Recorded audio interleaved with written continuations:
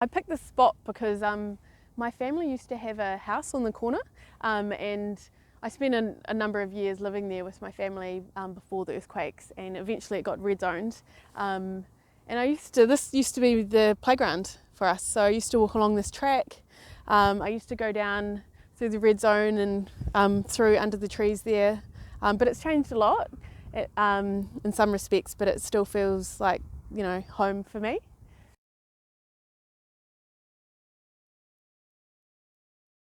One of the things that I'm looking for the area is seeing activation of some of the spaces. So we've got some really good opportunities to use some of the existing spaces here. I'd love to see the community come together and give some feedback on what they'd like to use those spaces for. Some ideas that I've heard are things like pocket parks for dog spaces. So places that people can safely lead their dogs off lead and there's no kind of risk to wildlife. Or, you know, picnic areas or whatever the community comes up with. I think there's some great opportunities there. And we've seen that already happen in the red zone. I'd like to see more of that.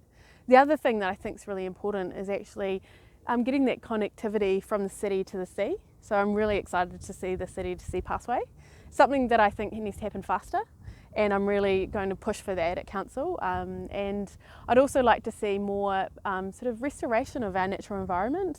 I think it's really exciting what we've seen so far, but we've got a long way to go. And I think the faster we move, the better we'll feel as a community, and we're going to actually create lovely spaces for us to enjoy and also to prepare us for future impacts of climate change.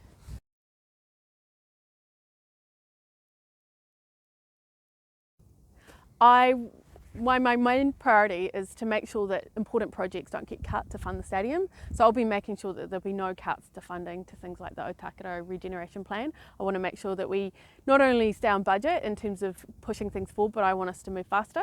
So I won't be sort of staying quiet on that particular issue. And I'll be pushing really hard to make sure that we keep going and go faster and harder. I can't see any value in that. I think we have a responsibility to the generations that have left us that land to safeguard it for future uses, and I think we've come together and created a really good plan already, and I think we should stick with that.